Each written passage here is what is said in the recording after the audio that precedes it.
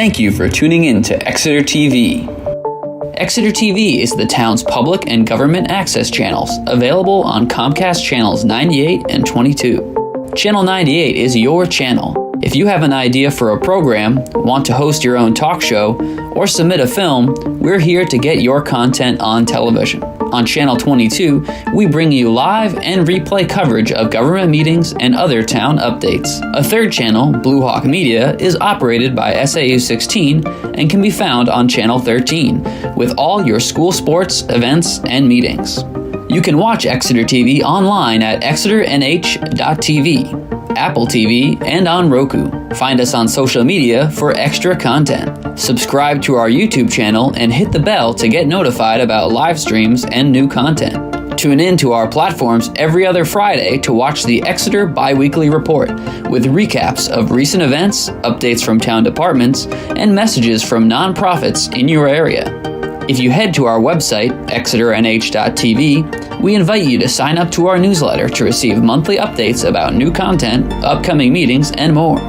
We'd like to thank you for taking the time to watch Exeter TV and hope that you tune in to our other content as well.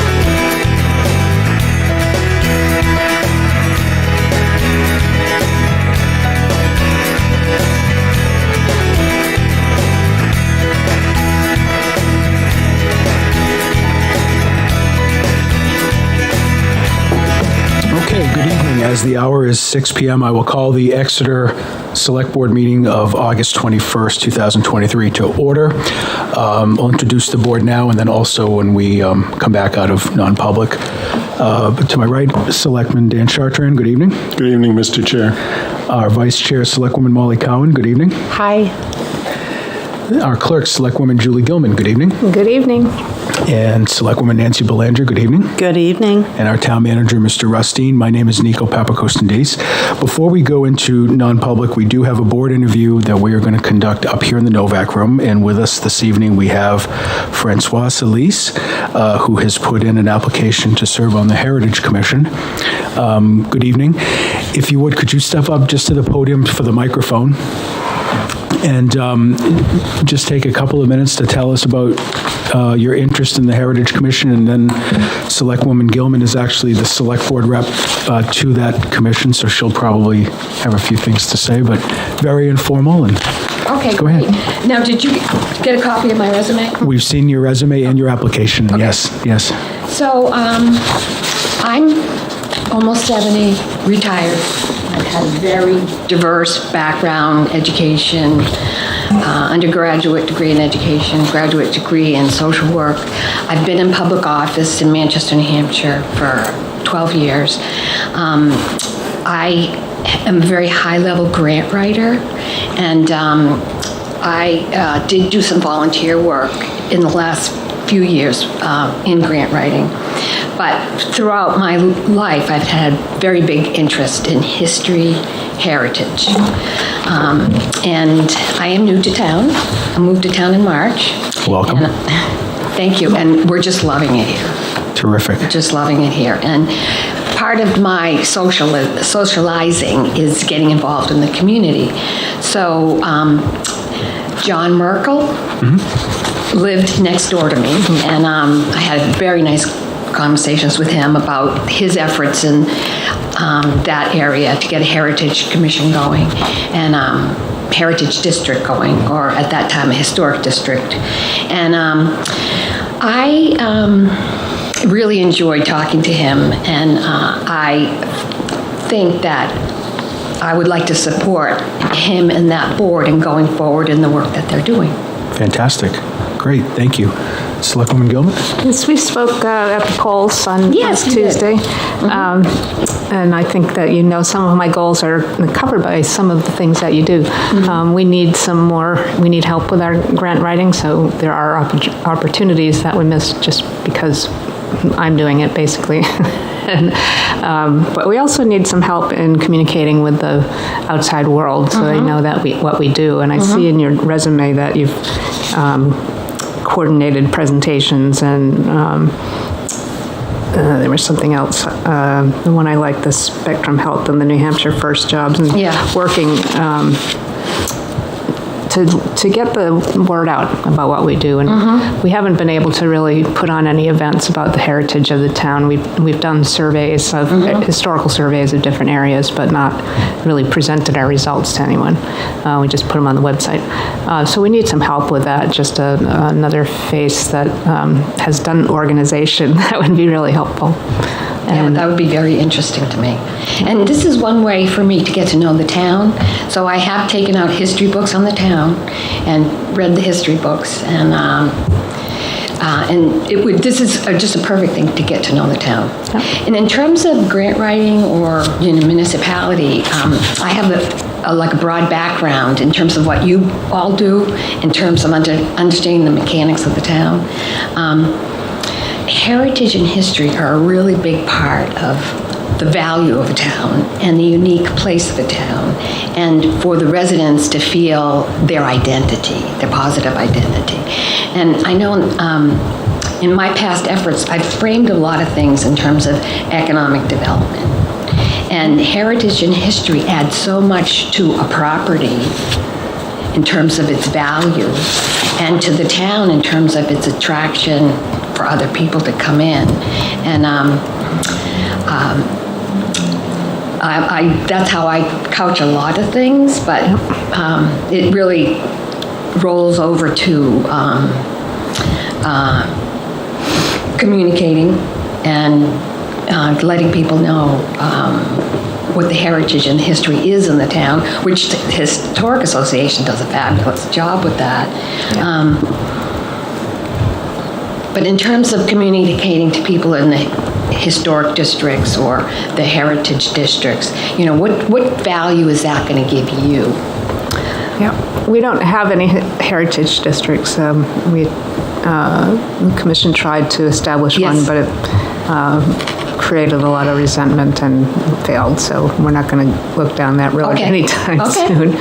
All right. But we have 3 historic districts. So there's a lot of demolition review that we do from the Heritage Commission. In fact, just last week, I think we looked at a property that didn't have a resource that was worth keeping So that's been a majority of our work lately, is just demolition reviews. Okay. And it's been very hard to meet because we can't form a quorum. So having you on the commission would be very helpful in many ways. Yes, I'd love that. And it's the third Thursday of each month? Third Wednesday. Third Wednesday, I'm sorry. Okay. Yeah, I looked at other things I was looking at, and I made sure I kept Terrific. Wednesday open. Okay, great. Mr. Chartrand? Just thank you so much for stepping forward and volunteering. I also want to recognize you for the office you held back in the 90s in Manchester. To have someone volunteer who's a former elected official is so great for this town. So thank you for that, and thank you for your service back then. Thank you. Selectwoman Count? No, I'm glad Selectwoman Gilman brought up the historic district area, because there was a skirmish in town, so I'm glad we are straight on that. But also, welcome, and we're so glad you're here, and thank you so much for volunteering. Howard J. House involved with? No. That was long before that. So I just want to thank you. You've been in town just since March, and you're already volunteering. That's wonderful. And it's really nice to meet both you and your husband. Thank you. And then I'll get to see John Merkel.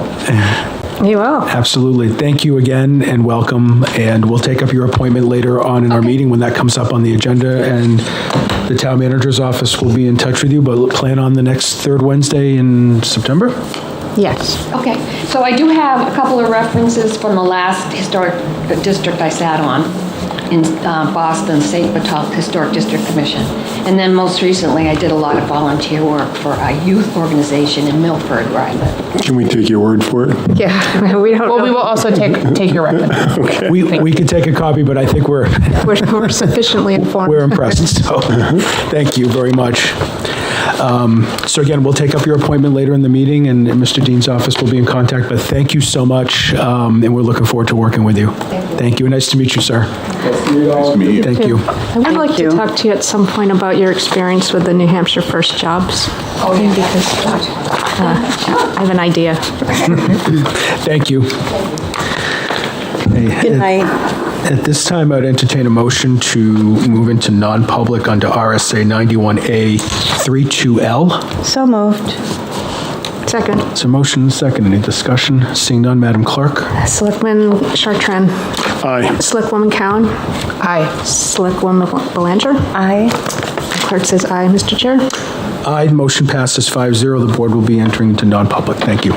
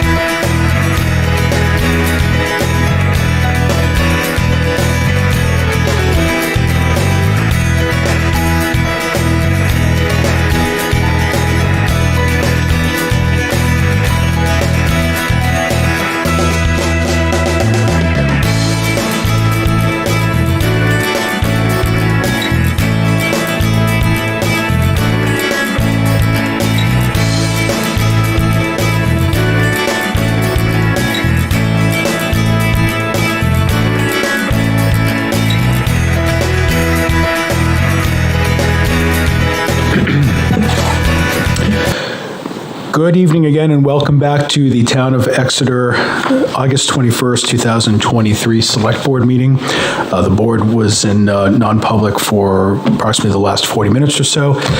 So I will start by reintroducing the board for those just tuning in. To my right, Selectman Dan Chartrand, good evening. Good evening again, Mr. Chair. Our Vice Chair, Selectwoman Molly Cowan, good evening. Hi, everyone.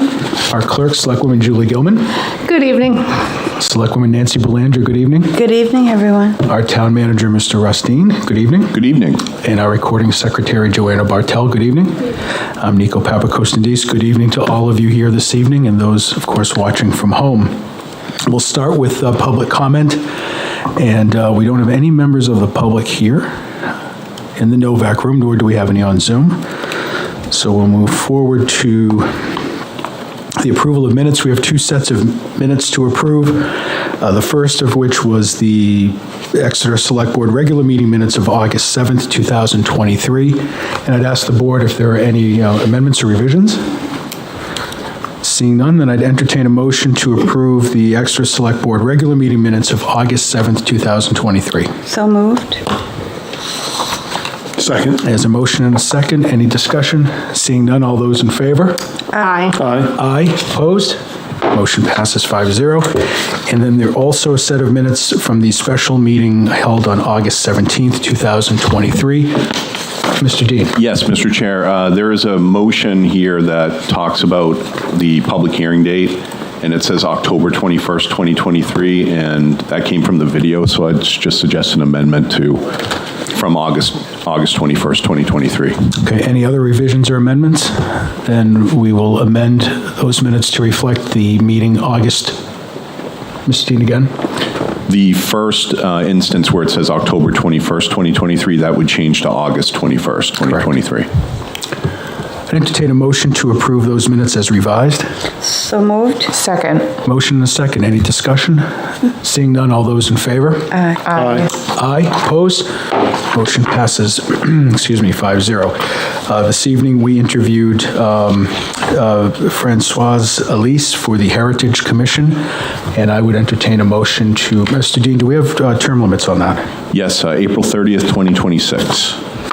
I'd entertain a motion to appoint Francoise Elise to the Heritage Commission as a voting member with term to expire April 30th, 2026. So moved. Second. Motion and a second. Any discussion? Seeing none, all those in favor? Aye. Aye. Opposed? Motion passes 5-0. Welcome to town, and thank you, Francoise. We look forward to working with you. So there are no resignations this evening, and we'll get to our discussion items in just a moment. So it's always difficult to say goodbye to a valued employee, somebody who has served the town, this town, for many years in such an important role. But James Murray will be leaving in the next week or so to move on and further his career. As I said, James has worked with our local businesses, our residents. He's worked with his colleagues and his peers for many years to enforce the health codes, to help businesses. I think it's just, whenever I hear somebody talk about you, James, it's how helpful you are, how professional you are. And for me anyway, we worked real close during COVID. And it was my second year on the board and my first year as chair. And boy, it was a scary time for everybody. But you walked our residents through COVID, our businesses, our schools, our hospitals, your colleagues and your peers, certainly the elected officials that served here. You interpreted the ever-changing guidelines of the CDC, which seemed to be daily at some point. You worked hand in hand with the fire department, public safety, instrumental in the vaccines, education about the vaccines. And in particular, there was a point early on in the pandemic where we were the only state in New England that didn't have a mask ordinance statewide by the respective governors. And this board came to you to see what we could do on a local level to preserve the health and safety of our citizens. And you worked tirelessly to draft many drafts, many revisions. And over time, as we continued to pass mask ordinances at your recommendation, you continued working. You stayed on top of the guidelines. You were transparent. You educated. You were at every single select board meeting. And really just instrumental in getting us through the pandemic. Now, mind you, those that weren't on the board then, most were appreciative of our efforts. There were some loud voices, and I'm sure there were some loud voices when you knocked on doors, when you walked around town. You always conducted yourself during that time as a professional with a very calm demeanor in your leadership. You were confident and not trying to draft something that was punitive. You looked to educate, and as your role as a health officer, keep everybody safe. And again, I want to thank you for everything you've done for this town. You have a wonderful, wonderful opportunity ahead of you. I just wish you and your wonderful family the best of health, happiness, and success. And James Murray, I will always remember you. Thank you.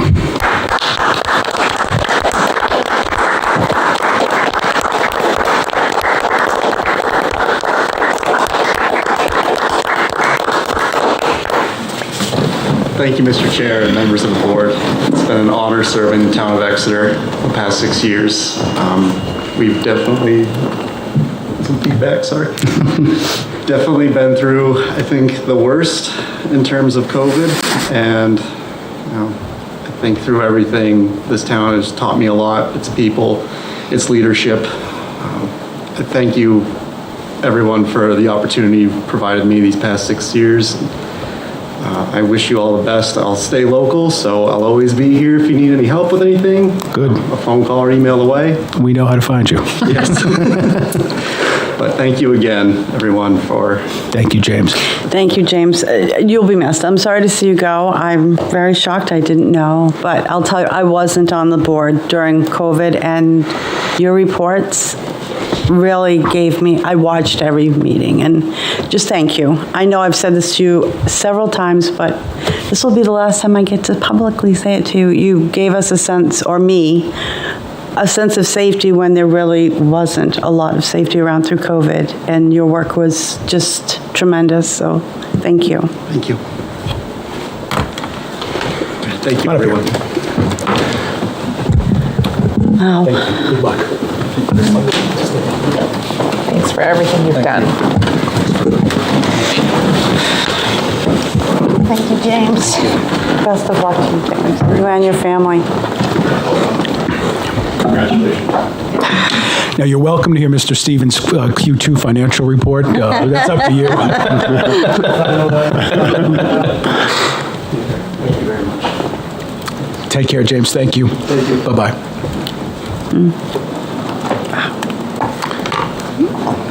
He does have a wonderful opportunity ahead of him. Yes, and I did want to mention that too with the CDC, just how competitive that position. Is that where he's going? Yes, and was recruited actively for that. Was chosen literally amongst thousands of applicants for the position. So I'm not surprised. So We were hats very off to lucky James. to have him. Definitely their gain. Yes, Definitely their for gain. sure. We wish them the best. Our first discussion item this evening is the Squamscott River siphon update, and we have a memo from Paul Vlasic, Interim Public Works Director. But first, I'd just like to just go back and recap last Tuesday, August 15th. We had our election, and the vote passed 605 to 58 in favor of passing the warrant article. And if the board will indulge me, I'd like to thank and recognize a couple of people and groups. Obviously, first and foremost, the 663 voters who showed up to vote and cast their ballot on August 15th. We're very thankful for you giving up a really nice day in August to come and cast your vote. And obviously those that attended the deliberative session in July, those that stopped us on the street to ask us questions, those that took our answers and went and told their family and friends and spread the facts about the project, those that invited us to come and speak to their respective groups. There was a lot of interest, and we're very appreciative that the legislative body showed that much interest. Obviously, I'd like to thank the town moderator, Kate Miller again, town clerk's office, supervisors of the checklist, the ballot clerks, all of the other volunteers. Also the Swayze Park trustees who have kept their pulse on this throughout the beginnings of the project, and they too also were instrumental in kind of spreading the word about getting people out to vote. This is obviously very important to them as well. Those on the front lines at the mills, 277 Water Street, all of the residents that are about this project that have been so patient and willing to be outspoken in a constructive way and talk with the select board. And we will continue to have that dialogue back and forth with all of them until this project is over. I'd like to thank Bob Glowacki for always being there with a camera, a microphone, and an amplifier when one's needed. Bob also did countless videos and his bi-weekly shows. He set up a video for the town manager, Mr. Vlasic, and I back in March. Bob was just very instrumental in communicating the word. Speaking of Mr. Vlasic, he's not here this evening, but my goodness, I mean, what he's done for this project, leading the team. The board had confidence in him and his team, and they came through. But Paul is always been and continues to be very transparent, and attended almost every board meeting for months and could explain this in a way that every single person could understand what was going on. And I attended an informational session with him the week before the ballot, and just watching folks of all different demographics listening to him and truly understanding. And Paul has been just instrumental in the first part of the success. Corey Stevens, our finance director, working the numbers so that folks could understand the impact. Obviously, the board having the confidence in our team and trying to keep folks educated on what was going on in real time. Mr. Dean with his news briefs, but I'd be remiss if I didn't mention the assistant town manager, Melissa Roy, who first got her fingers in this back in 2021 when within 24 hours, as a surprise, she started the ball rolling for getting us congressional funding on this. And Mr. Dean delegated her to work with Mr. Vlasic back in last December, and I think probably the only person without an engineering degree that can probably explain siphons like no one else can, and just taking the ball and running with it, handling the special town meeting and everything that went with it. And we didn't get all the dates right the first time, but we got them right, and we were able to move forward, and just been transparent all the way. So huge thank you to Melissa. And with that, Mr. Dean, I'll let you tell the good news of last week in the first barrel. Sure, and there is very good news. The directionally drilled hole was reamed once again with a 12-inch reamer on August 8th. That was to remove any obstacles starting on the mill side of the river and advancing toward the parkway. The direction of the pipe insertion was switched to start at the mills and pull towards the parkway, so that change was made. The siphon pipe was fused together on the mill property, and then a 14-inch barrel reamer was utilized in front of the siphon pipe. And then the best news of all, the 12-inch siphon pipe was successfully installed on Tuesday, August 15th. So that was a big day, and just happened to coincide with Election Day, which was very, very coincidental, and just happened to be the way the project worked out. The siphon pipe passed testing requirements on August 17th. Cleanup and demobilization occurred on August 17th and 18th. And right now, we're working with the consultants to secure state revolving fund loan amendments and a contractor change order for the second siphon barrel. So the plan at this point is to have the contractors back. I just got an update from Paul Vlasich today. They'll be back in December to install the second siphon barrel. And at that point, we'll be looking at doing more with the project and finishing it up in the spring of 2024. Okay. Mr. Dean, I would like, as we get closer to the work commencing on the second barrel. Yes. And by closer, I don't mean a day or two or a week, but if we could get a press release out, but also to notify all of the abutters well in advance, the specifics of when this will start so that they can start to make their plans. Absolutely. Accordingly. Great. We will do that. I think that's the least we can do. They've put up with a lot, so. They have. Okay, great. Any questions or comments from the board? Yeah, I have a quick comment. There's nothing that I have to add to what you said, Mr. Chair, but I want to add my own thanks as a point of emphasis, first of all, to the voters, to have a project of this magnitude and a financial commitment of this magnitude pass with over 90% of the vote.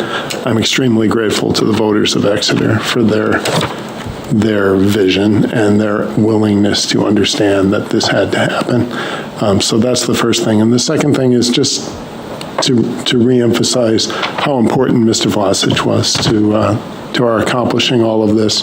Paul, I'm very grateful to you personally, as well as a select board member. You've provided great leadership, and as the chair said, great information in a timely way. You've performed magnificently, and I'm very grateful. Absolutely.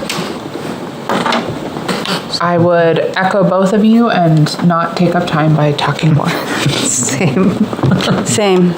Just the voters that day, as everyone knows, we have to be there. At least the quorum has to be there. And there were some fun jokes, but they were trying to keep it light. And most comments were, we have to do this. There was no doubt. So thank you to our community for coming out to vote and understanding.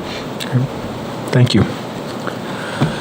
With that, Mr. Stevens, you have two agenda items, and I think you wanted to go in reverse and start with the policy against discrimination.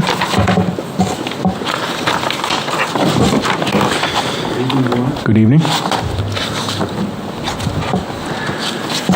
So this is a perfect segue into my piece. In order to receive our CDS money, Congressional Direct Spending, for the siphons, we need a policy on policy against discrimination. In order for our money is administered through the EPA, and the EPA requires a policy in place. So I've been working with our town council to develop one, and you have that in front of you this evening. This is an external policy, just to clarify. This is internally, we already have a policy. Employees have a way, a conduit to deal with a grievance. So this policy is for the general public, contractors, that may have a grievance, and now they have a process, or they will have a process.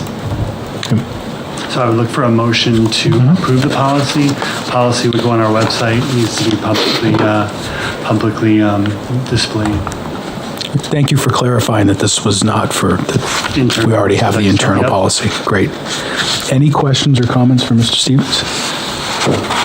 And seeing none, I would entertain a motion to adopt the Town of Exeter, New Hampshire policy against discrimination contained in our packet. So moved. Second. There's a motion and a second. Any discussion? Seeing none, all those in favor? Aye. Aye. Opposed? Motion passes 5-0. Thank you.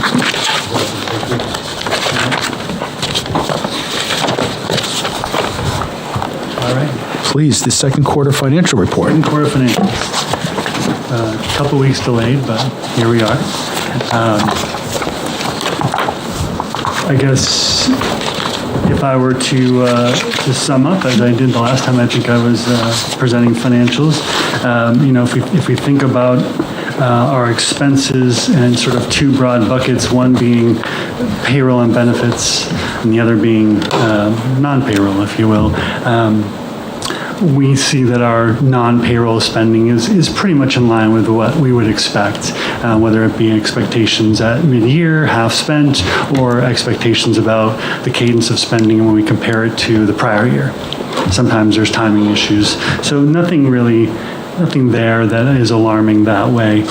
As you all are aware, on the payroll and benefits side, we are still struggling, like many other communities, to attract new hires to the positions that we have open, and then in some instances retain.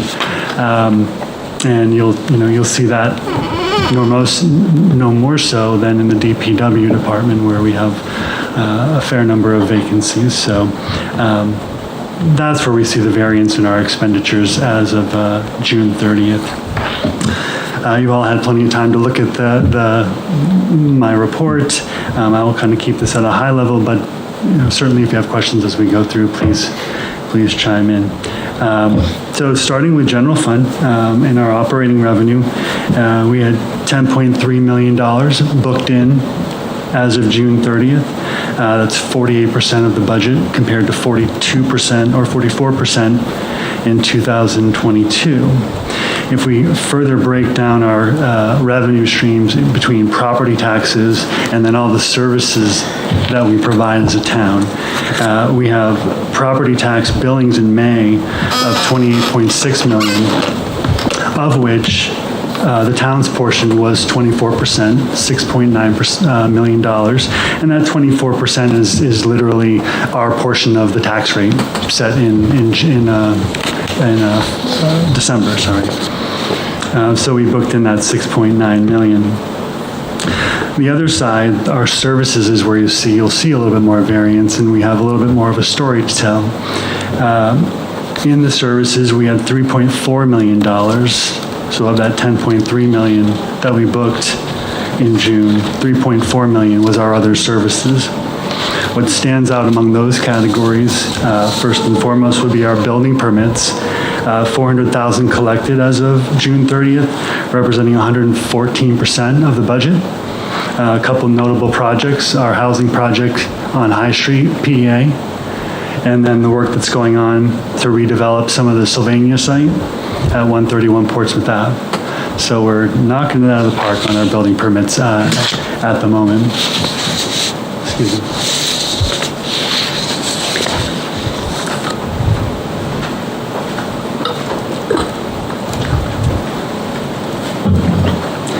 As we move down our revenues, you'll see income from departments was 63% of annual budget, a bit over what we would expect at mid-year. Really some accounting adjustments there that my department made, working on some different things. So it's not necessarily services there. We had some insurance claims reimbursements as well that we'll talk about later, or will also represent on the expense side. So that's why we're seeing income from departments elevated over 50% at mid-year.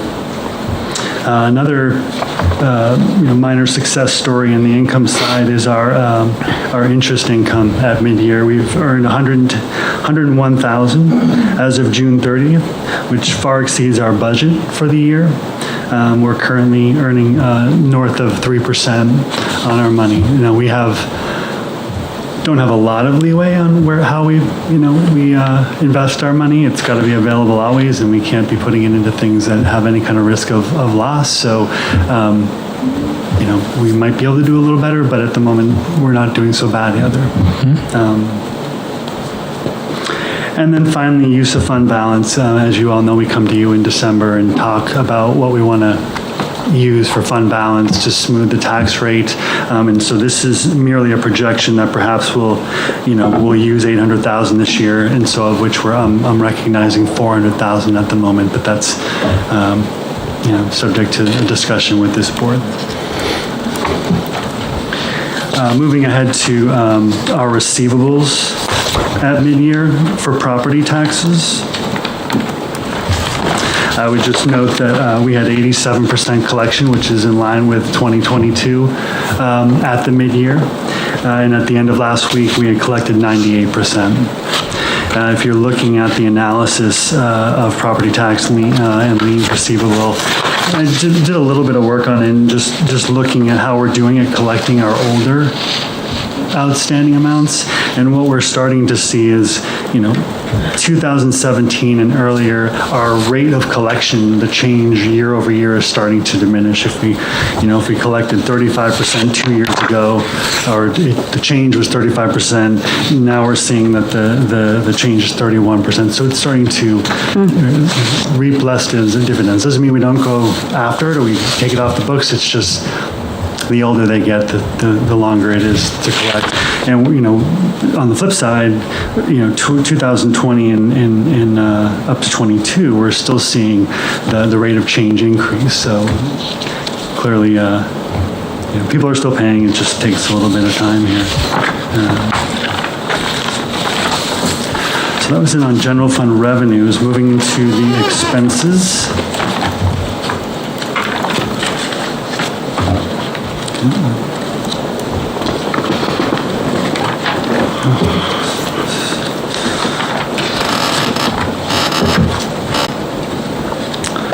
Excuse me for one moment.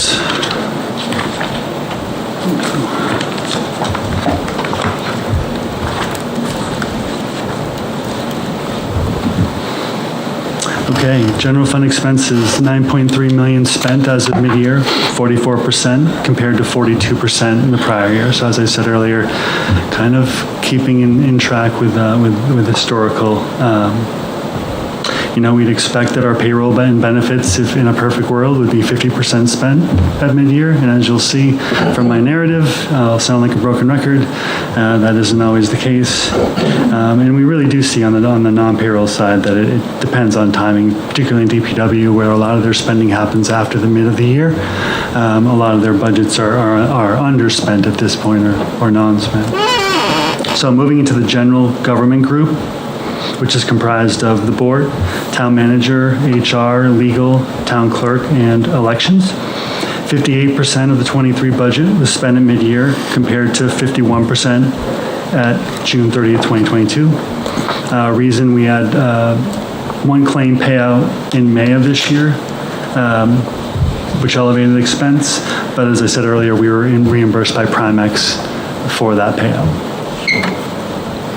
In the finance group, which is comprised of my group, finance, tax, assessing, and IT, 47% of the budget was spent in mid-year. As with last year, our FY22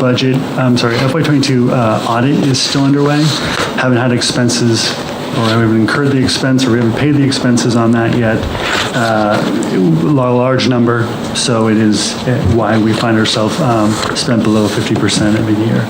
Also in the IT budgets, 42% of their budget was spent at mid-year, and that's just due to timing of some of their software subscriptions, payment, spending on hardware and software. Into the planning group, planning, building inspections, and then our various boards and commissions. 45% spent at mid-year, mainly due to our building inspection, having that part-time electrical inspector position still open. Nothing active on the horizon for filling that, as I understand.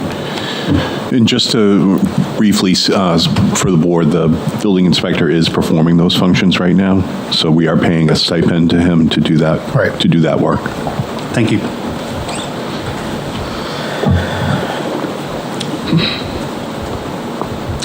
Moving down into police, $1.9 million spent, 1.97 as of June 30th, representing 48% of the budget, very similar to 2022 results. They've had a relatively successful first half of the year with staffing. Administration and staff divisions were fully staffed. Patrol had some turnover, but budgets managed to stay in line. Dispatch does have one open position, which was resulting in actual spending of 44% of their budget. Other variances just related to timing. Into fire, expenditures of 1.96 million as of June 30th, 46% of the budget, again, similar results to the prior year. Suppression division had a couple of open positions in the first part of the year. They managed to fill those positions, so spending did lag a bit in those budget lines. Health division typically is underspent as of mid-year, 38%. Biggest expense beyond wages in that line is mosquito control, and that doesn't happen until the mid to later part of the summer. So moving into DPW, this is where it gets a bit more colorful. Unfortunately, expenditures as of mid-year of $2.19 million, representing 37% of the budget. Now keep in mind, as I said, some of their budget does get spent for non-payroll items later in the year, but 37% as of the mid of 2023. Key positions open. We've got our director of DPW, assistant engineer, engineering tech, and then the newly created GIS tech position as well, all open. Looking just to break down the DPW divisions a bit, administration had a 15% of budget spent at mid-year, 15%. That's where we have our open DPW director position and the assistant engineer. In highway, 27% of budget spent at mid-year. They're down one heavy equipment operator during the first 6 months of 2023. Also notable is that the paving budget of $700,000 was minimally spent as of mid-year as well, although I understand and I've seen that we are starting to spend that budget. Snow removal, $313,000 annual budget is exceeded by $40,000 as of mid-year. Speaking with our highway superintendents, not a lot of big storms, but a lot of heavy, wet storms with ice, leading to our plowing budget over by $52,000 and our salt budget over $45,000. Fortunately, it's offset by snow hauling. We didn't have to haul any snow from downtown so far this year. So that's where we get our, it kind of falls to 40,000 over at mid-year. Each year we come to you and talk about what we might want to use from the snow and ice deficit fund. I would imagine we'll have that conversation again. Currently, the snow and ice deficit fund has about $117,000 in it. General maintenance, 41% of the budget spent at mid-year. This position also has an open position for HVAC technician. Wages and benefit spending were only 40% spent at mid-year as a result. Our maintenance projects budget of $100,000 was 1/3 spent at June 30th. As I understand from speaking with DPW, there are projects on the horizon. They don't anticipate a problem spending their budget. Notable is contracted services, which is entirely our cleaning budgets. We're 91% spent at June 30th. We saw, I think, elevated spending in cleaning last year as well. And speaking with DPW, I think we acknowledge that there's a need to look at this budget, either what we're cleaning or not to get too far in the weeds, but whether we want the budget or we need to make some changes there. We're spending it all and then some. So building maintenance, sort of looking broadly across all of our buildings, we break maintenance into all of them individually, but if we look at it as a whole, we're half spent at mid-year. Notable projects, there was a fire department kitchen remodel spent through building maintenance, at least partially, and then some pool house work in the beginning of the year, plumbing as well. I always like to look at utilities as well, and we are basically in line with 50% spent across buildings at mid-year. Finally, the mechanics garage, the folks who are maintaining all of our equipment, they are also suffering from an open position. Their budget is 32% spent at mid-year. However, more telling is that their overtime budget is almost 90% spent at mid-year. So someone's doing the work.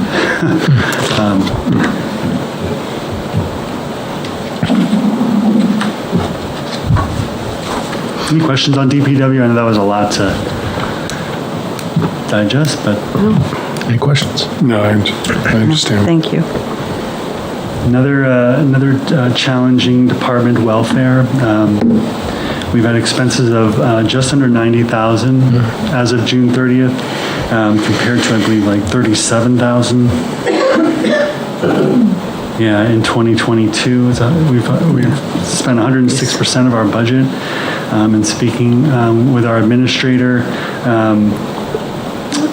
just a lot of demand for housing, whether it be hotels or other, in the first half of the year. I think she said there were several families that the town was assisting, though she did say that had subsided as we moved into the second half of the year. So we'll see where we end up, but we are over budget at this point. It's worth noting we get great help and donations and support from folks or in organizations in the community. We've had about $13,000 of human services revenue in the first half of the year. So if we take that into account, the budget's about 90% spent on the net. But we are. Mr. Chair? Yes, please. Can I ask a question there? So where does that revenue come from? Various organizations. So they reimburse us for the work we do? Correct. Got it. Thank you. Is this a budget line you think we need to take a look at this budget season? We're right now, as you know, we're working on budgets right now, so we're beginning that look. But yes, I mean, I think the short answer is yes. We need to really drill down on this and see what FY24 looks like. Okay. Yeah. Take a look, please, at the amount of work that we do for residents or New Hampshireites who don't live in town, because I mentioned at a previous board meeting about changing the law, so we would be reimbursed from people seeking help here but residing in another town. Right, and I know we do monitor that very closely. We try to make sure that the only people that we are serving are residents of the town.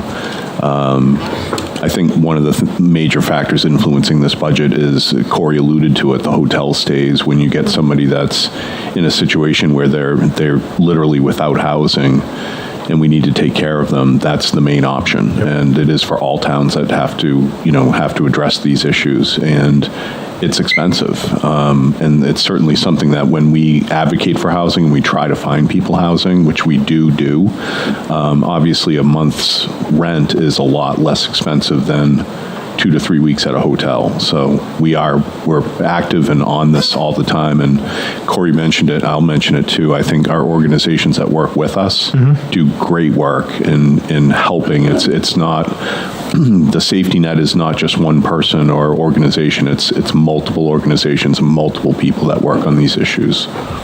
So, and they're complicated and lengthy, and we do our very best to provide for what we need to provide for. Thank you. You had asked this question, Mr. Chair. last time we were talking about this budget and whether it needed to be addressed or not. And I think I hesitated, and we'd want to talk to the administrator as well. But I think it's fairly clear that, this kind of cadence of spending and support is going to continue. I don't think it's going away. Yeah. We're through the budget already. We're going to need to address that. And it's been consistent for the last couple of years. Yeah, I think after we saw the CDC lift the restrictions on sending people away from their housing, we saw an uptick, and now it's really kind of reared its head. And we live in an expensive area, right? So it's not easy to find housing, and it's not cheap, and hotels follow suit. So moving into Park and Recs, not a lot there. Spending is generally in line. Parks had one labor position that was open for a few months in the first part of the year. They continue to rely on contract services to fill the gaps in service that they need to fulfill. Their contract services line is 95% spent at the year, but that's to be expected since they're doing the bulk of their work in that springtime and summertime. And so it'll trail off. And I spoke to the director about that, and he felt confident that there's not an issue there. Just quickly on debt service, we've spent 13% of the budget as of June 30th. The majority of our debt, as you know, gets paid out in July, so we are now 100% spent. I did take a moment to just kind of look at our 5-year trend on debt as a percentage of our operating budget for general fund, just to kind of familiarize myself a little bit more. 2019, debt was 5.5% of the budget. In 2021, that upticked to 6.9% when we added the library debt service on. And now in 2023, we are at 7%. So 1.5 in 5 years.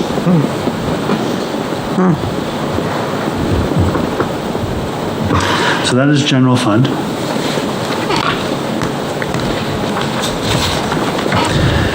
Moving over to water, our enterprise funds.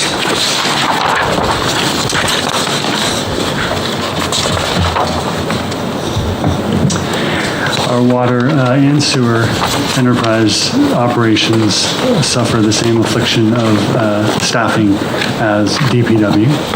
And we'll see that in the budgets. Water fund budget is $4.55 million in 2023, which was a $300,000 increase, 7% over 2022. Aside from our, as I said, payroll and benefit lines, non-payroll are generally in line as we would expect. On the revenue side of the water fund, we have $1.9 million collected as of 6/30 of this year, which is right in line with 2022. The interesting thing is our two main revenue centers for water is our water consumption and water service charges. Both of those were given bumps in the 2023 budget, a bit higher. However, we've not seen that transpire into more revenue at mid-year. So the 2 years are tracking the same, but we would have expected to see a little bit more revenue. We're not seeing it yet. Doesn't mean we won't see it, but at the moment, that's where we are. On the expense side, operating expenses were $2.1 million as of June 30th, 46% of the 2023 budget, and a 9% increase over where we were at June 30, 2022. The big piece that you probably all saw was we've spent essentially our capital outlay budget in 2023 as opposed to 2022 where we hadn't delved into that yet, any expenses there. We have a water filtration and clarifier renovation project going on this year, and that started early, and expenses therefore were incurred, and we had costs earlier than we did last year. And that really is the difference between the two budgets. So the performance year over year, if you were to take out the $432,000 in capital outlay expense, we would be at 37%, which is what we were last year. Just to dig into the expense side just a bit with some of the divisions. Water administration benefit lines were 45% spent. We had our water sewer superintendent leave in the early part of the year. And that position, or one position at least, remains open. We have someone filling that spot right now. We also had, on the other side, we had pipe freezes in the early winter when it was cold, and that cost us some money, although that was offset by insurance reimbursements from projects. Water distribution, which shares staffing with sewer collections, had 2 open positions for the first 6 months of 2023. As a result, wage and benefits were only 31% spent in that division at the mid of the year. Finally, in water treatment, the division was fully staffed for the first 6 months. A lot of staff assisting with the water filtration and clarifier project, resulting in overtime cost of 138% of budget. We also had a Department of Labor audit that's ongoing right now, which is leading to some building maintenance. And that budget for treatment is 84% spent at mid-year. Net income for the Water Enterprise Fund actually ran a deficit of $166,000 at mid-year, and that is directly attributable to the timing of our expense on capital outlay.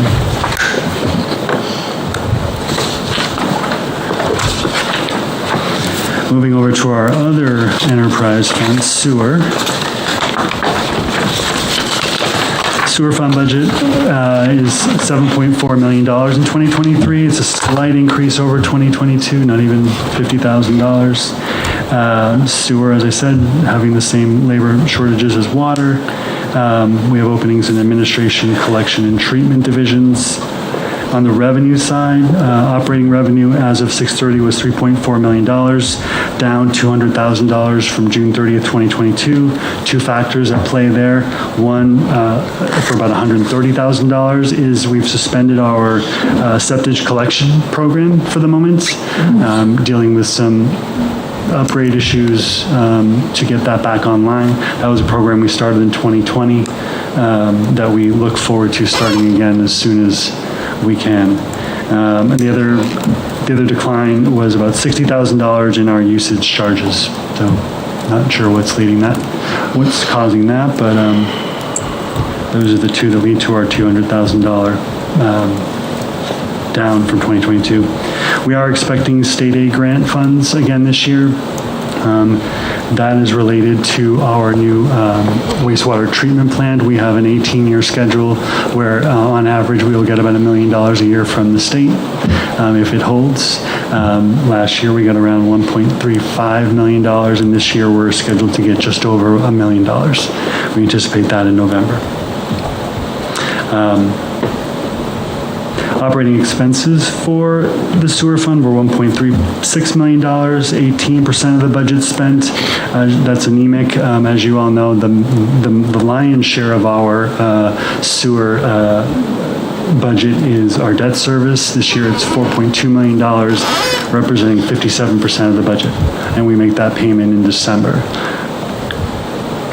Just to recap some of the staffing shortages we have. Administration, as I said, is missing the superintendent.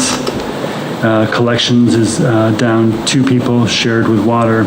And then the treatment division is short 1 senior plant operator. Wage and benefit lines were 40% spent in treatments, leading to net income of $2 million at mid-year.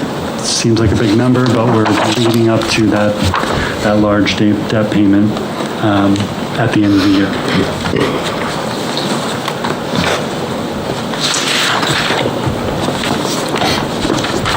I guess just a quick aside on our water sewer receivables. We're continuing the same trend line of the lion's share of our receivables are in current not more than 30 days. And what we see when the comparison in the analysis you see is where were we at the end of last year compared to where we were 6 months later. And what we see is that the three categories of AR beyond current are continuing to see a decrease, which is good. More of our AR for water sewer is current. So rounding up the conversation, we move over to the revolving funds.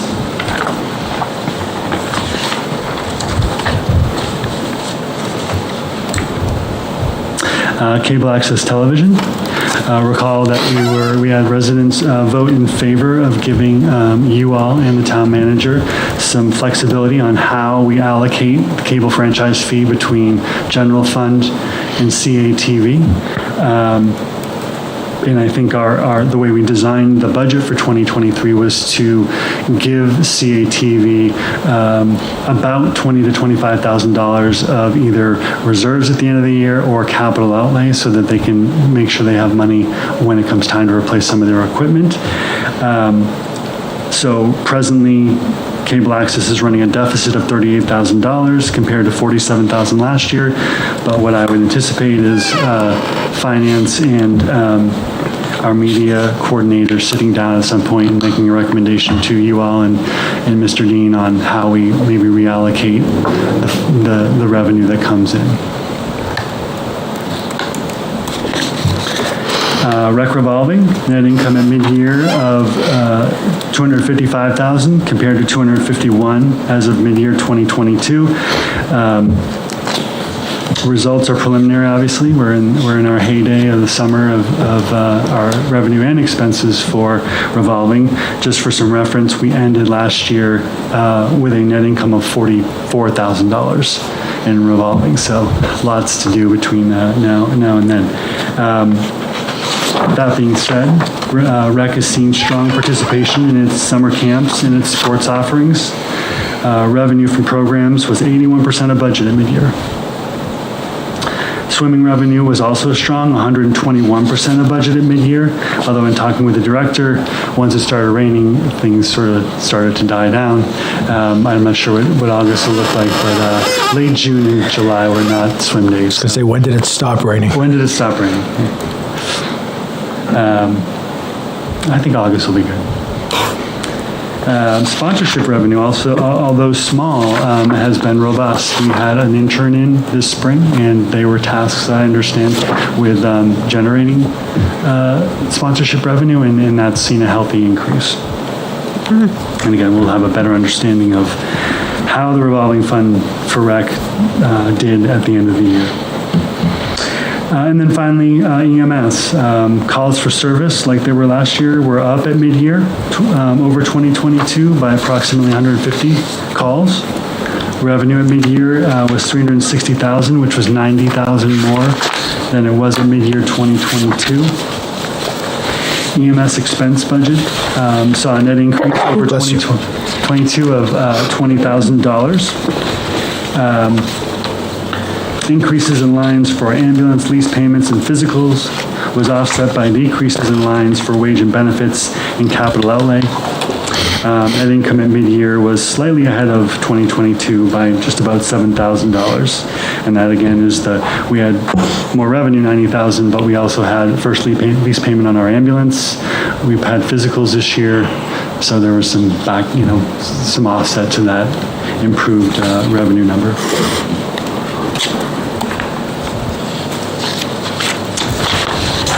And that is what I had for you this evening. Wonderful. Any questions or comments from Mr. Stevens? No real surprises, Corey, thus far? No, really not.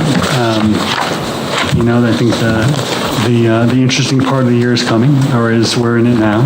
There's lots going on between rate setting and sort of positioning ourselves for next year. We've got a revaluation coming next year, so there's lots to think about as we go into budget season. And it's been interesting working with town manager and thinking ahead to those things that are coming and making sure we're positioned right for the taxpayers and for us to carry on operations. Yes. I think you're on the right track, and again, there's no surprises, but, the few things that are concerning, I know you'll look at the budget season. So. Right. And feel free to stop in or email me if you have anything you want to follow up. Even better yet, Mr. Chartrand has a question now. Just, great. The theme that obviously was recurrent was staff shortages. Is there any prospect of getting any of those positions filled currently? So my answer to that is the assistant town manager and myself have been working on a more of a, I would call it almost at this point, a nationwide recruitment strategy. There are a couple of firms that we're aware of that do nationwide recruiting, and I'm not saying every position fits that bill, but we are reaching out as we speak to a couple of these firms to see if they're interested in providing a quote to us for services. So there will be more to come on that. Great. But it's a labor market like no other. I mean, I've been talking to my colleagues around the state and in the region, and everybody's suffering from the same problem right now, and it's difficult. And actually, I had a very good conversation with a consultant today, Bill Keegan, who's working on our organization succession plan study, and got some good feedback from him as well on that topic. Great. So.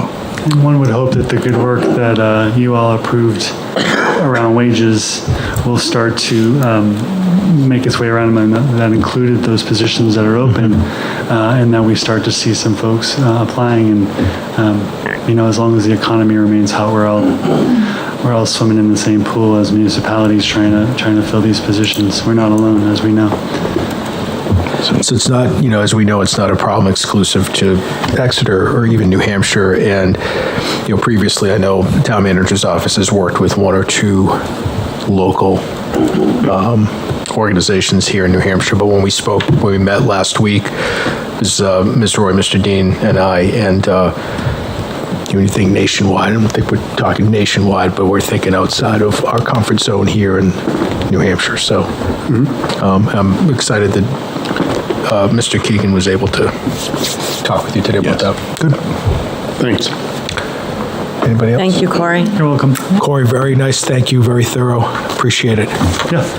Terrific. Thanks. Okay.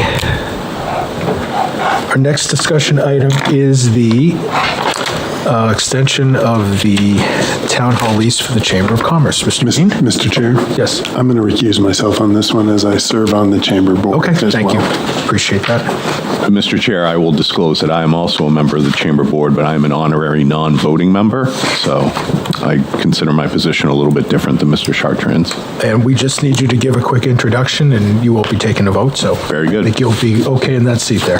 So it is time to contemplate renewal of the lease agreement with the Chamber of Commerce. This is actually expiring on September 1st of 2023. The Chamber has sent a letter of intent to renew to the board, and the Chamber is proposing that the rental agreement assume a 12-month lease this time around instead of the 36-month from the prior time. Part of that reason is because as the town moves through different iterations of what it's doing with certain things right now, with buildings possibly being vacated in the not too distant future, I think there's a desire to have some flexibility there on both sides. So the other thing I would mention to this is the executive director and I talked about a rent increase for the coming term, if the board is okay with it, of approximately 3%. So that's what we would contemplate as an inflation adjustment on the monthly payments on the lease. And Jen Wheeler, who is the executive director of the Chamber of Commerce, is with us tonight and is prepared to speak to it as well. Do you want to speak? I can. You've come all this way, so. I know. Wow, you're much taller than I am. Good evening, everyone. For those of you who don't know, I'm Jennifer Wheeler. I serve as the president of the Chamber. It's hard to believe that 3 years has gone by like that. I remember doing this last time on Zoom. Yes. When we talked about extending the lease. But here we are. Since that time and always, we enjoy and are grateful for the partnership we have with the town and look forward to continuing that. One of the areas that we're really looking forward to exploring is to engage some of the downtown businesses as we move forward. We we're looking forward to Powder Keg coming up in October. We're looking forward to lighting the town and welcoming Santa Claus in December. So the Chamber, as you know, serves 10 communities. Exeter is certainly one of them, and we are proud to call it our home. And we've enjoyed being there. So thank you for your continued support. And I'm happy to answer any questions that you guys may have. Just one question for Mr. Dean. So this would be to expire on September 1st, 2024? Yes. Okay. Any questions for Ms. Wheeler or Mr. Dean? No, I appreciate doing the annual discussion because of all the decisions we have to make over property usage that may or may not change. That this gives us some flexibility for the town hall as well as other spaces. Yeah. Well, we know there's a lot of moving parts on the town side and the process that you guys are going through. So we thought that 1 year would give us that flexibility to be able to adjust and adapt on both sides and have a collaborative conversation from the get-go. I appreciate that. Thank you.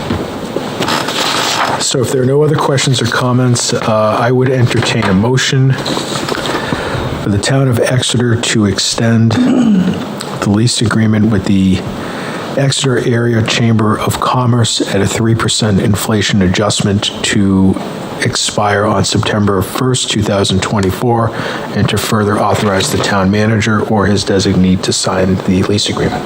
So moved. Second. It's a motion and a second. Any discussion? Understanding Selectman Chartrand's recused himself. All those in favor? Aye. Aye. Opposed? Motion passes 4-0. Thank you. It's nice to see you. Thank you. Nice to see all of you Looking as well. forward to the chili crab. Yes. As do we.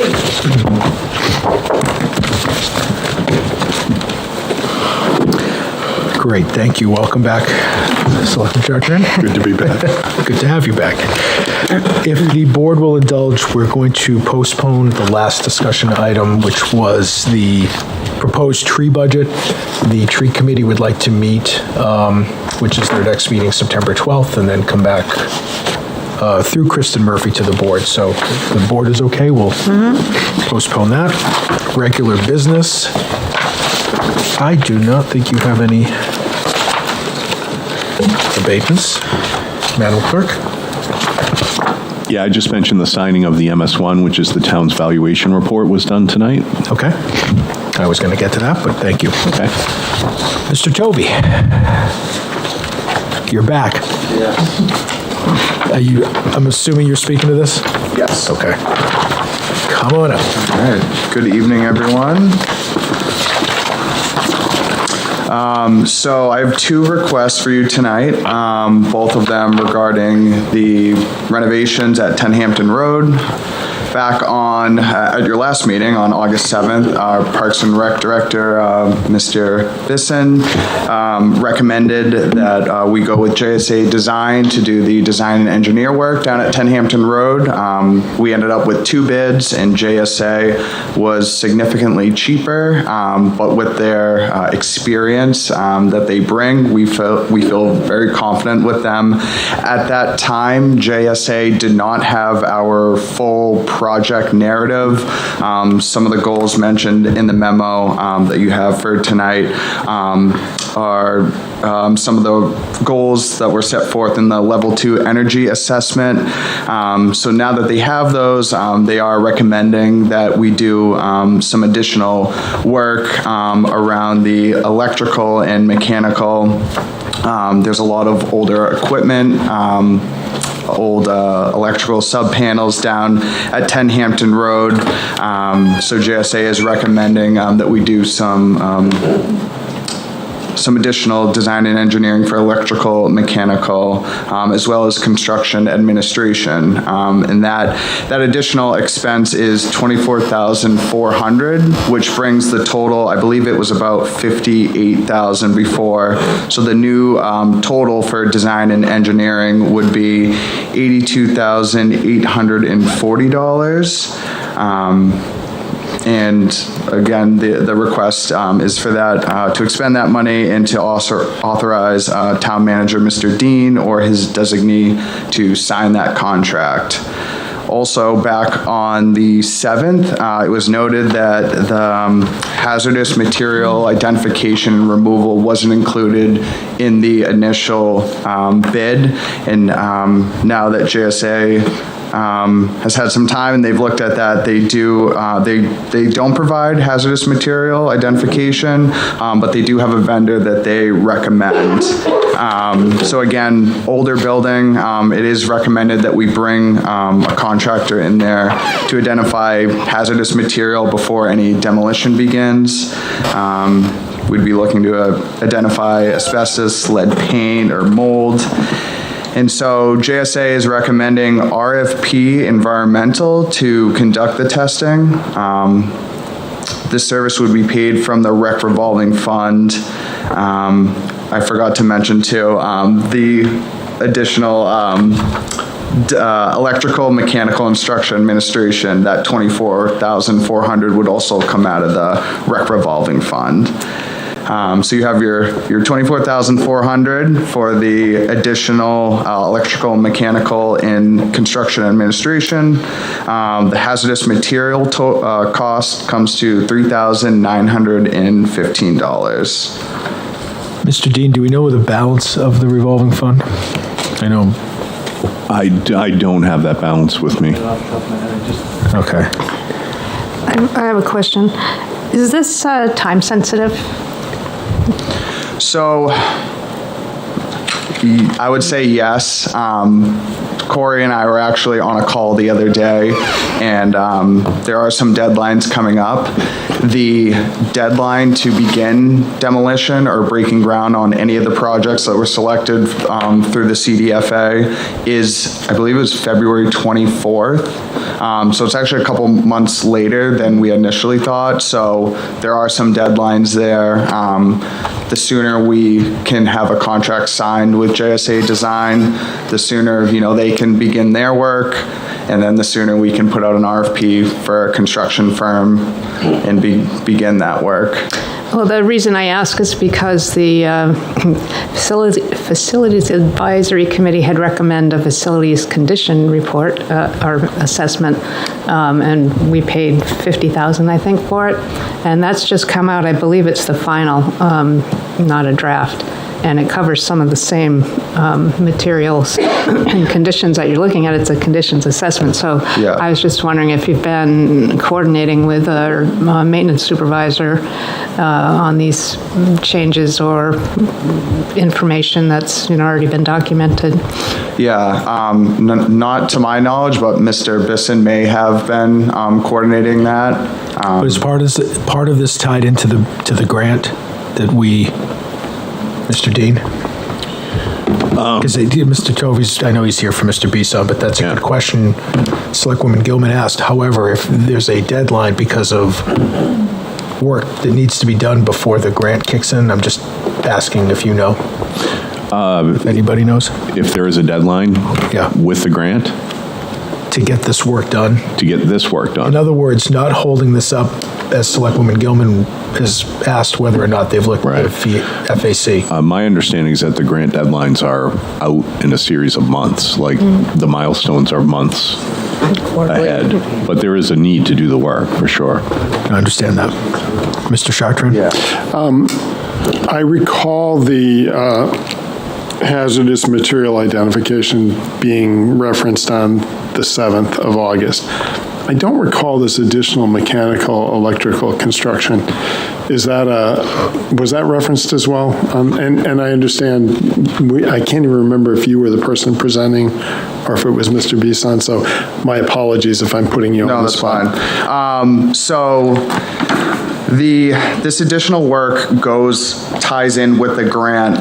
When we had applied for the grant, we had referenced some of the energy efficiencies. We were awarded a separate grant for the level 2 energy assessment. With that assessment, there were certain goals that they would like us to see: electrification of the building, a more energy efficient heating system. Now that JSA has all of the facts on our goals, they are recommending that we do this additional work just to make sure that the electrical system that is currently in place can handle the load.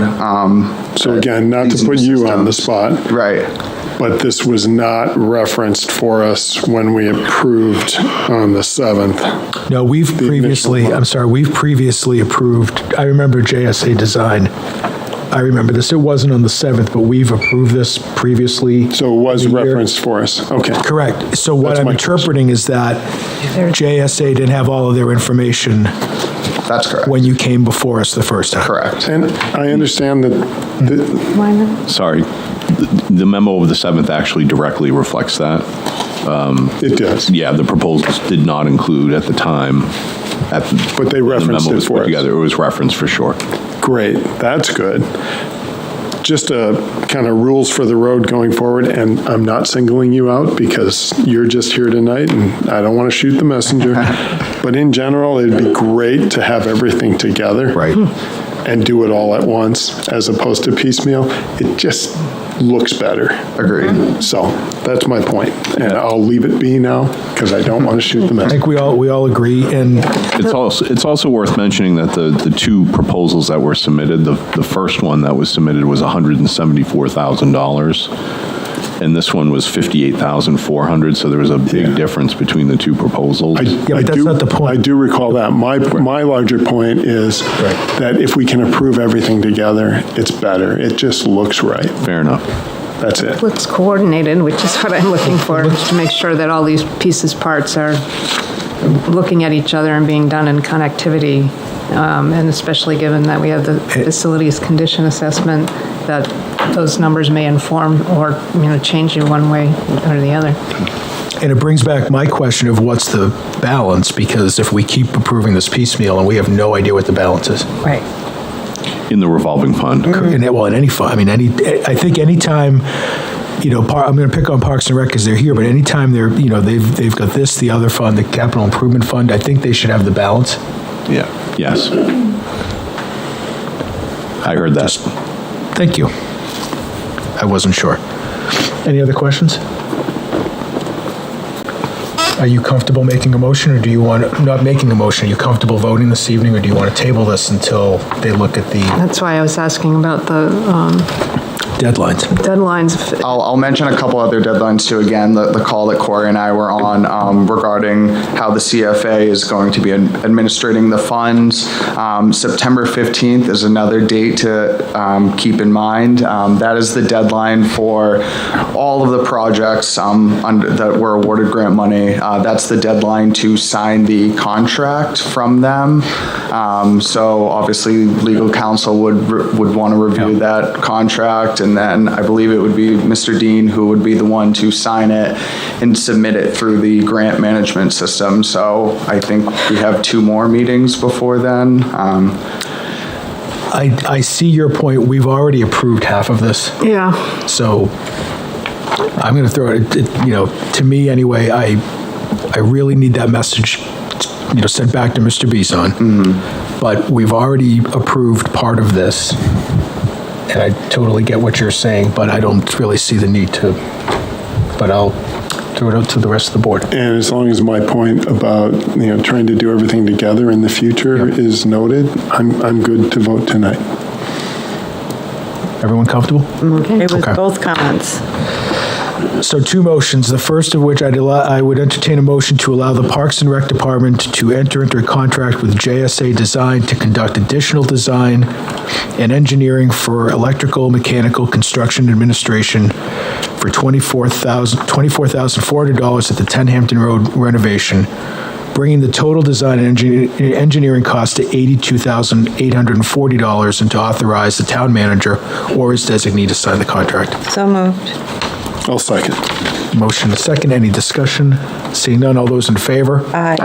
Aye. I think I'm going to abstain because I really can't make up Fair my enough. mind. So, motion passes 4-0 with 1 abstention. And the second motion is to allow the Parks and Rec Department to enter into a contract with RPF Environmental to conduct hazardous material identification for the 10 Hampton Road renovation for $3,915, and to authorize the town manager or his designee to sign the contract. So moved. And a second. Motion and a second. Any discussion? Seeing none, all those in favor? Aye. Aye. Aye. I'm going to abstain one more time. Motion passes 4-0 with one abstention. Thanks. Thank you, everyone. Thank you.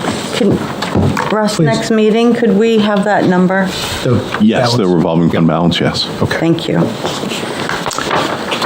Okay, Mr. Dean already referenced the MS1 sheets that we signed this evening. And we have a request here from the Exeter Area General Federation of Women's Clubs asking to put up small frame lawn signs measuring 21 inches by 18 inches that would be placed along the roadside in the Exeter area between the time of November 12th to be removed by November 19th. And they'd like to put one larger sign to advertise the event to be placed at the corner of Guinea Road and Hampton Road for the same dates as mentioned. And that event is the Exeter Area General Federation of Women's Club Yuletide Fair that's held at the Stratham CMS School on Saturday, November 18th. And I should note that this has been approved in the past, and this is the 44th year that the organization has held this event as a fundraiser. Incredible. Many years. Many years? If something works, it works. That's right. Any questions or comments? Seeing none, I would entertain a motion to authorize the Exeter Area General Federation of Women's Clubs to distribute their 21-inch by 18-inch signs in the Exeter area promoting the Exeter Area General Federation of Women's Clubs Yuletide Fair to be held at the Stratham Cooperative Middle School on Saturday, November 18th, 2023, and to further authorize a larger sign to be placed at the corner of Guinea Road and Hampton Road from the dates November 12th to be removed on November 19th, 2023. So moved. Second. It's a motion and a second. Any discussion? Seeing none, all those in favor? Aye. Aye. Opposed? Motion passes 5-0. Thank you. Mr. Dean, Town Manager's Report. Okay, we'll start with the Downeaster Station Operation Committee meeting, which is happening this Thursday. The location, if there's good weather, it's going to be on the outdoor platforms at Vino e Vivo at 138 Water Street. If the weather's bad, then we'll go inside to Folsom Tavern at 164 Water Street. It's anticipated the meeting will start at 10:30 in the morning. From 9:30 to 10:30, Economic Development will lead a guided tour of the downtown for all the station representatives that are coming to the meeting this Thursday. So looking forward to that. And as has been reported in prior meetings, if any board members are interested in stopping by and being part of the process, you're more than welcome. So I wanted to report on that. Our consultant, Bill Keegan, was here again today on August 21st, meeting with representatives from our labor groups and also different positions in different departments. So that work is ongoing and continuing. I was able to attend the Chamber of Commerce meeting last Friday with Selectman Chartrand. So he and I were both at the YMCA for a productive chamber meeting. And there is a ribbon cutting at Donut Love on Wednesday this week at 9 o'clock in the morning. So I'll be there as a chamber honorary director representing the town. So just wanted to pass that on to the board.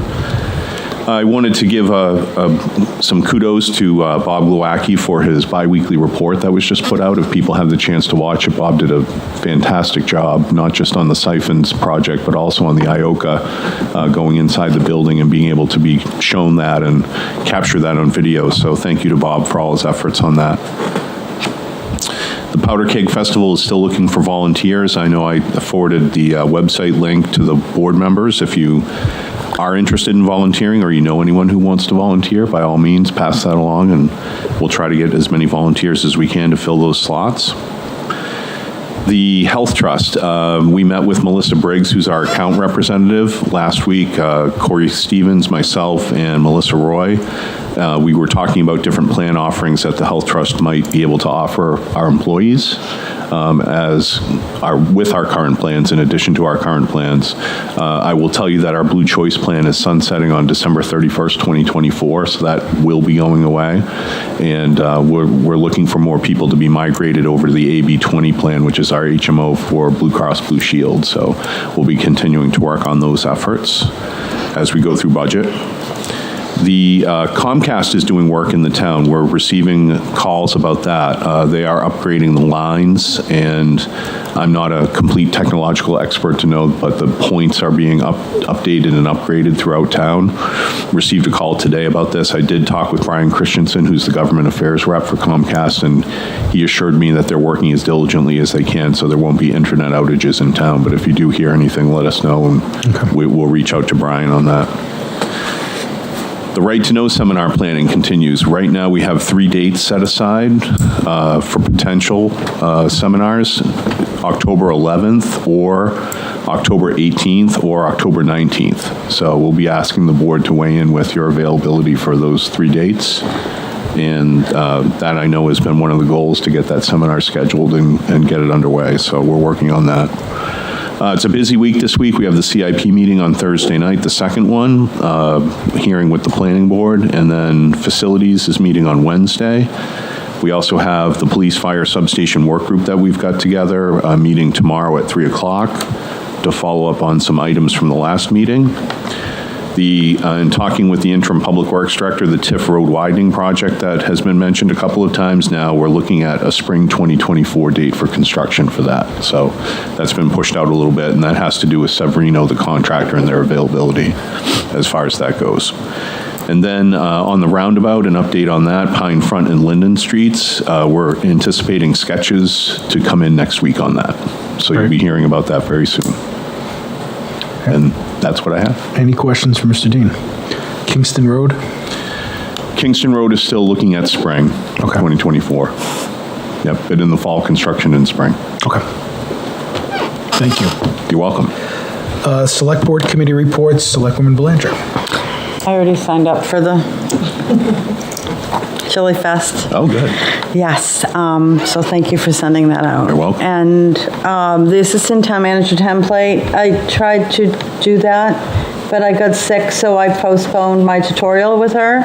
So I do plan on doing that soon. I just was trying to social distance for a bit. A Conservation Commission, I attended via Zoom on August 8th. There was a wetland conditional use permit for Powder Mill Road. There was one small wetland added and flagged on the revised plan. The Conservation Commission did very well. They went on a site walk before, and there was some concerns. They went back and found there was one. So the project that's flagged now. Driveways been moved to accommodate the new findings, and it's been approved.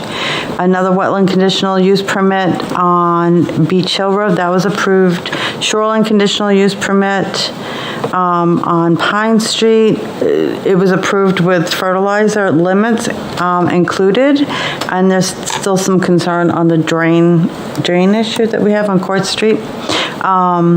And then there was a site walk that I did not attend before the meeting for Commerce Way, and they wanted to expand their parking, and that was approved as well. For expenditure requests, a commemorative bench at Rains Farm, Dave Short and Bill Campbell proposed it, and that was approved. Mowing funds approved.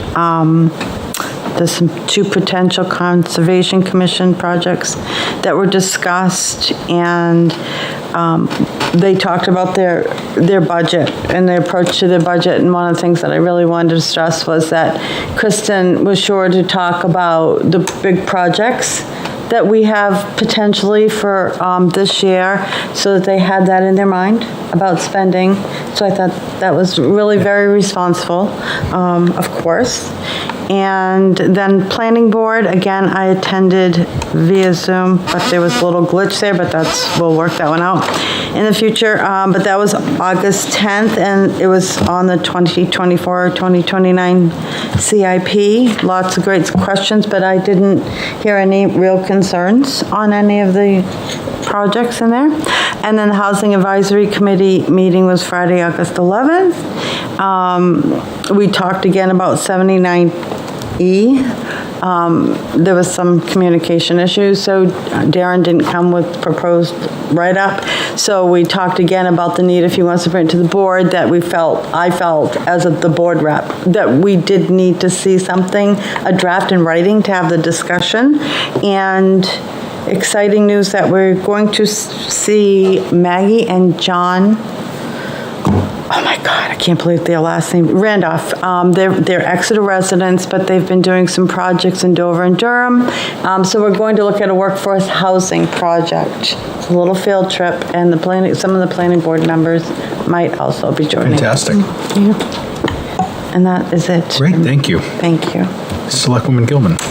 Yes, I had no Heritage Commission meeting. It was felt we didn't have enough business since we haven't met for so long. The HDC considered property or continued the public hearing on that one property in 107 Water Street, and the owners agreed that they would rather do the simpler version of their proposal, so they came back and we all went away happy. And then the other application we looked at was for, I forget the number, 87 Water Street. It's where Trends, Gifts, and Exeter are. Excuse me. The owner's going to bring the building back to its original look, taking off that shingled awning and uncovering the arched windows that were on the first floor. Really excited about that. And also taking down the addition that's on the back that didn't really add any historical resource to the structure or the town.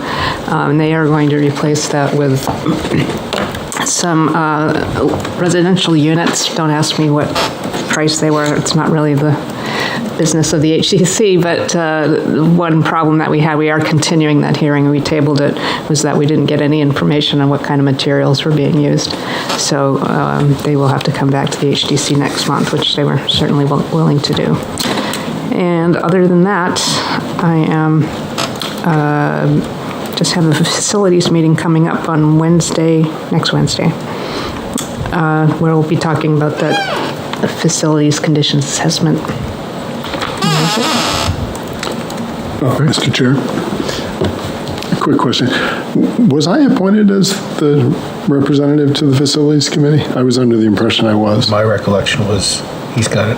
Oh, well, they're meeting on Wednesday. But happy to meet with you, and happy to have you there as well. Yeah. I did miss their July meeting because I had a conflict, but... I completely forgot and didn't take it off my calendar. Okay. I'm like I said, I'm happy. I just wanted to be clear.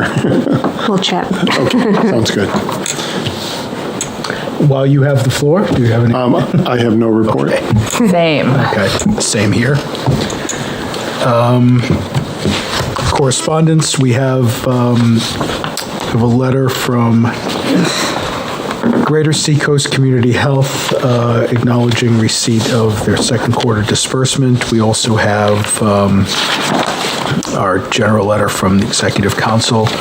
Mr. Dean, I'm sorry, did you want to talk about the state statute requiring a state license for hawkers and peddlers? Yeah, I'll briefly touch on that. That was a note that I received from the town clerk that the RSA that requires a state license for hawker peddlers has been repealed. Mm-hmm. So what we'll do is take that up as a matter of amending our town ordinance, which reflects the state requirement in it.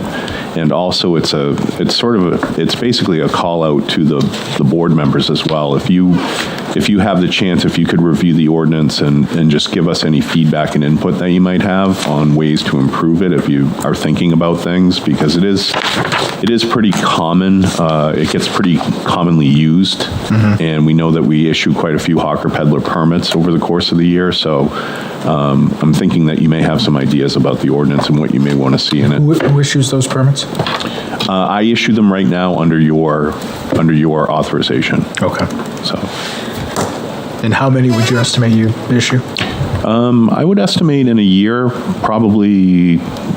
I put it at 20. Okay. All right. Any questions? All right, we'll get back to you, Mr. Dean. Okay. Board calendar immediately coming up next Tuesday, August 29th, 7 o'clock. We have the public hearing for the procedural defect town meeting. That will be in the Novak room here at 7 p.m. on August 29th, next Tuesday. The actual procedural defect town meeting will be held in this room at 9 a.m. on September 5th, which is a Tuesday. And our September Select Board meetings are September 11th and September 25th. And September 27th, Mr. Dean will be presenting the draft budget to the Budget Recommendations Committee 2 days after he presents it to the Select Board. I'm sorry, Nico, could you just repeat the last one? I've got the 25th of September, Select Board. I had a note in there. Yep, 9/11, 9/25 for Select Board. Yeah. I was just referencing the BRC meeting on 9/27. That's the one I was... Oh, I have it, thank you. Mr. Dean, did you have something? I did. As you know, Mr. Chairman, I emailed the board about the tax deeding. So I was wondering if we could take a couple of minutes and read through the deed waivers. Sure. So I could give those to the clerk to read. It's not off the hook.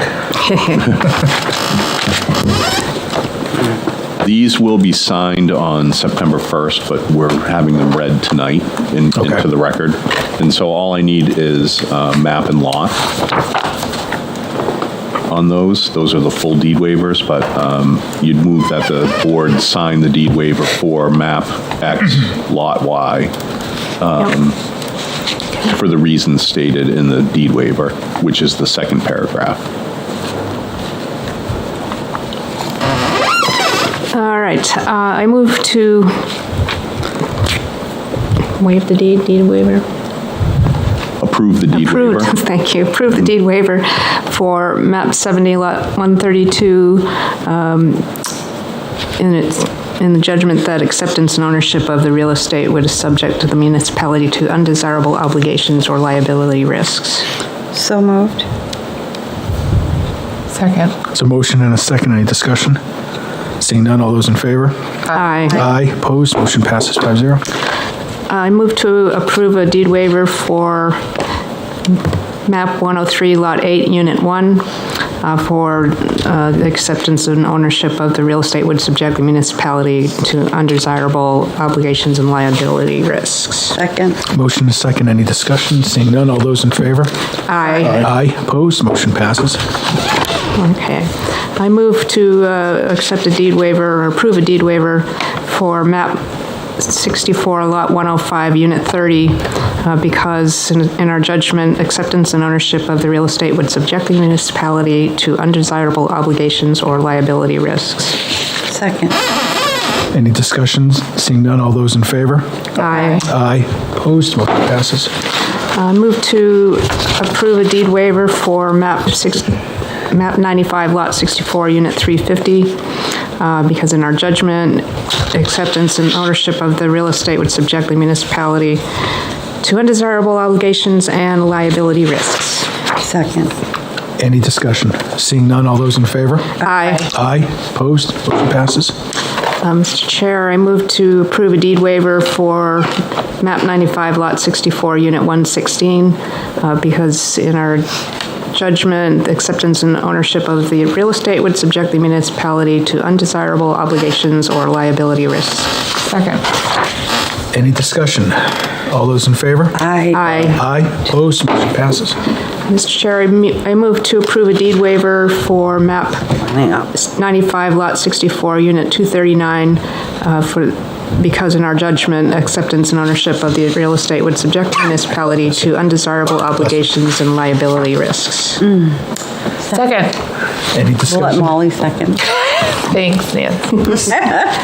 Seeing none, all those in favor? Aye. Aye. Opposed? Motion passes. I move to approve a deed waiver for map 95, lot 64, unit 78. In our judgment, acceptance and ownership of the real estate would subject the municipality to undesirable obligations and liability risks. Second. Any discussion? Seeing none, all those in favor? Aye. Aye. Opposed? Motion passes. Mr. Chair, I move to approve a deed waiver for map 87, lot 14, unit 21B, because in our judgment, acceptance and ownership of the real estate would subject the municipality to undesirable obligations and liability risks. Second. Any discussion? Seeing none, all those in favor? Aye. Aye. Opposed? Motion passes. Mr. Chair, I move to approve a deed waiver for map 95, lot 64, unit 5. In our judgment, acceptance and ownership of the real estate would subject the municipality to undesirable obligations and liability risks. Second. All those in favor? Aye. Aye. Opposed? Motion passes. I move to approve a deed waiver for map 95, lot 64, unit 124. In our judgment, acceptance and ownership of the real estate would subject the municipality to undesirable obligations or liability risks. Second. Any discussion? Seeing none, all those in favor? Aye. Aye. Opposed? Motion passes. Mr. Chair, I move to approve a deed waiver for map 95, lot 64, unit 8.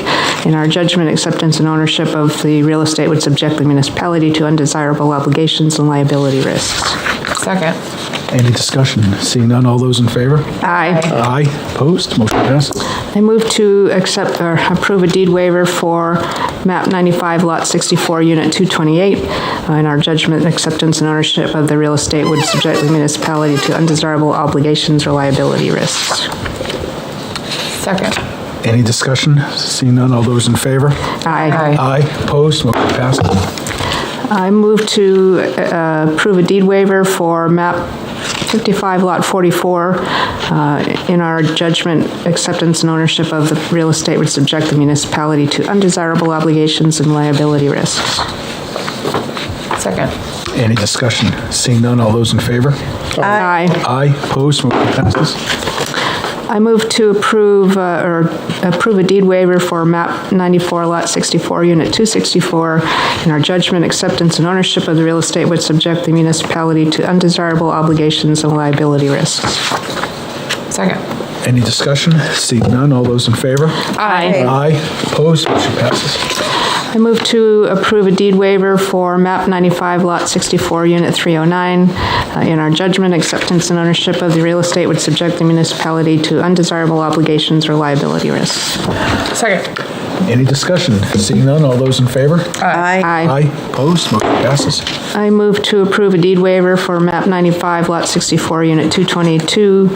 In our judgment, acceptance and ownership of the real estate would subject the municipality to undesirable obligations and liability risks. Second. Any discussion? Seeing none, all those in favor? Aye. Opposed? Motion passes. I move to approve a deed waiver for map 103, lot 15, unit 11. In the judgment, acceptance and ownership of the real estate would subject the municipality to undesirable obligations and liability risks. Second. There's a motion and a second. Any discussion? Seeing none, all those in favor? Aye. Aye. Aye. This one I Opposed? don't understand. Motion passes. I move to approve a deed waiver for map 95, lot 64, unit 324, because in our judgment, acceptance of the ownership or the real estate would subject the municipality to undesirable obligations and liability risks. Oh, I was going to do, We have to sign it too. Yeah, I was just going to send the whole packet down. Sorry to delay you. No, no worries. There's a motion. I move to approve a deed waiver for MAP 95, Lot 64, Unit 270. In our judgment, acceptance and ownership of the real estate would subject the municipality to undesirable obligations and liability risks. Second. There's a motion and a second. Any discussion? Seeing none, all those in favor? Aye. Aye. Opposed? Motion passes. I move to approve a deed waiver for MAP 95, Lot 64, Units 15. In our judgment, acceptance and ownership of the real estate would subject the municipality to undesirable obligations and liability risks. Second. Any discussion? Seeing none, all those in favor? Aye. Aye. Opposed? Motion passes. I move to approve a deed waiver for MAP 95, Lot 64, Unit 180. In our judgment, acceptance and ownership of the real estate would subject the municipality to undesirable obligations and liability risks. Second. Any discussion? Seeing none, all those in favor? Aye. Aye. Aye. Opposed? Motion passes. I move to approve the deed waiver for MAP 52, Lot 44. In our judgment, acceptance of the real estate would subject the municipality to undesirable obligations and liability risks. Second. Any discussion? Seeing none, all those in favor? Aye. Aye. Opposed? Motion passes. I move to approve a deed waiver for MAP 104, Lot 79, Unit 217. In our judgment, acceptance and ownership of the real estate would subject the municipality to undesirable obligations and liability risks. Second. Any discussion? Seeing none, all those in favor? Aye. Aye. Opposed? Motion passes. I move to approve a deed waiver for MAP 104, Unit 79, MAP 104, Lot 79, Unit 144, because in our judgment, acceptance and ownership of the real estate would subject the municipality to undesirable obligations and liability risks. Second. Any discussion? Seeing none, all those in favor? Aye. Aye. Opposed? Motion passes.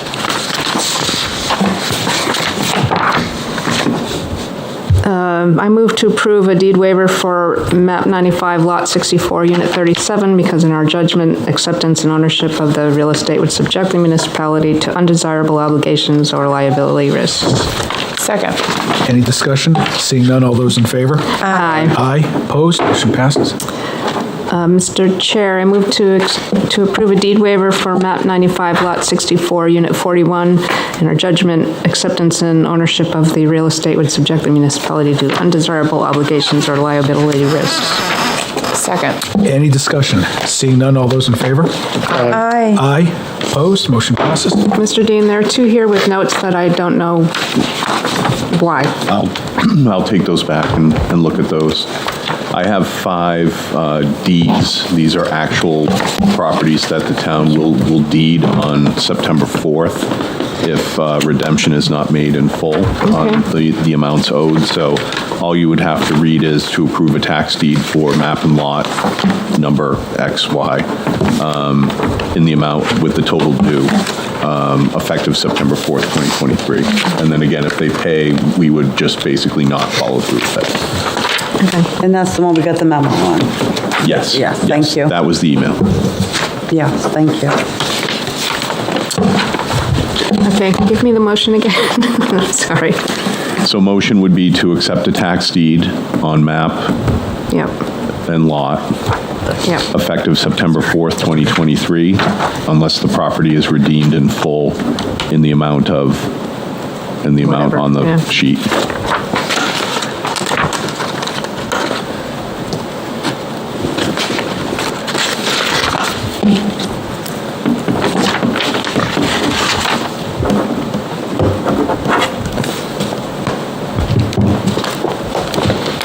Okay, sorry. No, you're good. I move to accept a tax deed for map 13, lot 8, effective September 24th or 24th? 4th. September 4th, I did I right? Unless the payment is received in the amount of $626,026.74. Second. There's a motion and a second. Any discussion? Seeing none, all those in favor? Aye. Aye. Opposed? Motion carries. No signatures needed on these, right? I move to accept a tax deed for map 31, lot 9, the amount of $385.59, unless the payment is in receipt before September 4th, on or before September 4th. Second. There's a motion and a second. Any discussion? Seeing none, all those in favor? Aye. Aye. Opposed? Motion passes. I move to accept a notice, to accept a tax deed for map 72, lot 20, unit 6, the amount of $6,969.59, unless the payment is received on or after September 4th, 2023. Second. There's a motion and a second. Any discussion? Seeing none, all those in favor? Aye. Aye. Opposed?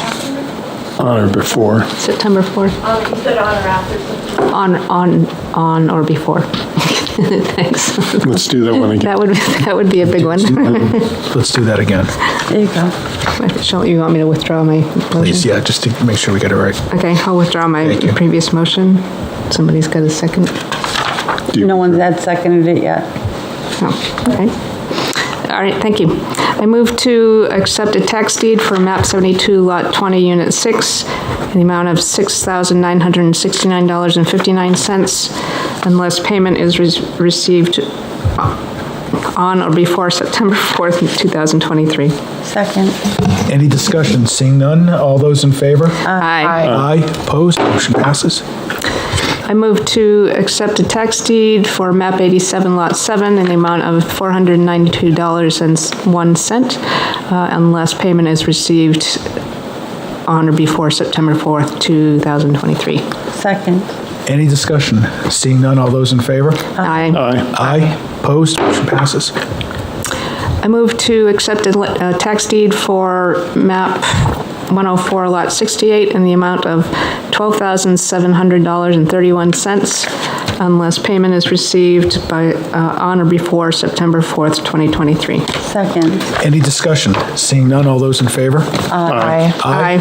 Opposed? Motion passes. And then the two that Selectwoman Gilman handed me, one was for a camper in one of the parks.